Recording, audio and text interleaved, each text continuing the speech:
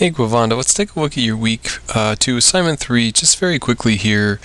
This is a great job, especially for my point of view, especially from looking at the last assignment that we had.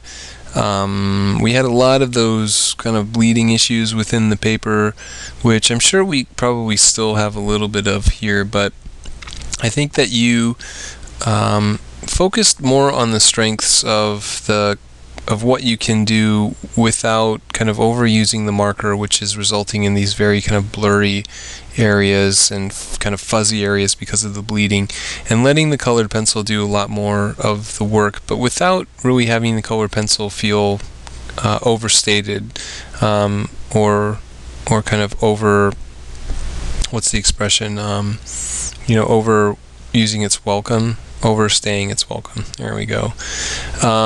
So the wood, I think, really especially gets the benefit of this, whereas before with the wood textures in both the sphere and in the cylinder, they just felt very kind of mushy, and it was very difficult to really kind of make out the grain or to have any specificity to the grain. It is 110% better now.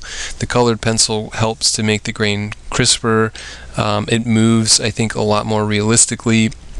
The addition of the white to create a little bit of some highlight on there, it just feels a lot better now. And then I think the textures where it wasn't as big of a deal, like the stone, you still have them in place and they still work, I think, just as effectively. I do like what you're doing with this stone though, where you have a little bit more color being applied to it, and I'd almost like to see some of that occur within the sphere, where we had a little bit more of some of these kind of maybe reds or even some tans that worked within some of the stippling that you're doing. And it does need a highlight in place. It feels a little bit too dark even in the kind of lighter area, and so getting a colored pencil in place, or maybe even a paint pen if you have one, I think could help to round out the value range. The metallic texture feels good, and I think in general the marker and the colored pencil, they feel very clean, and the drawing as a whole just feels much more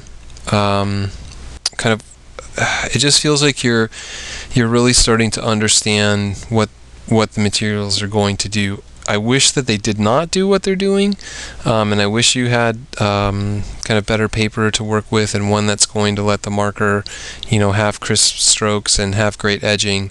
But I think at the place we're at now, and with what we're doing, this is a great compromise. And I think if you can kind of continue this mixed media where the colored pencil, does a lot of the detail work but doesn't feel like it's being forced or overused, and you still have some good solid color in place, and you still have kind of individual textures and good solid marker use when it is in place, I really think you'll be fine.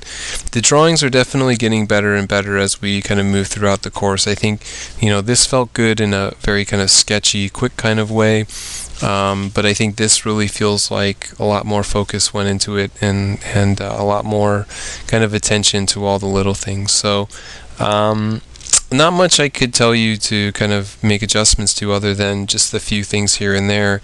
Really just kind of keep it up, and just keep doing what you're doing.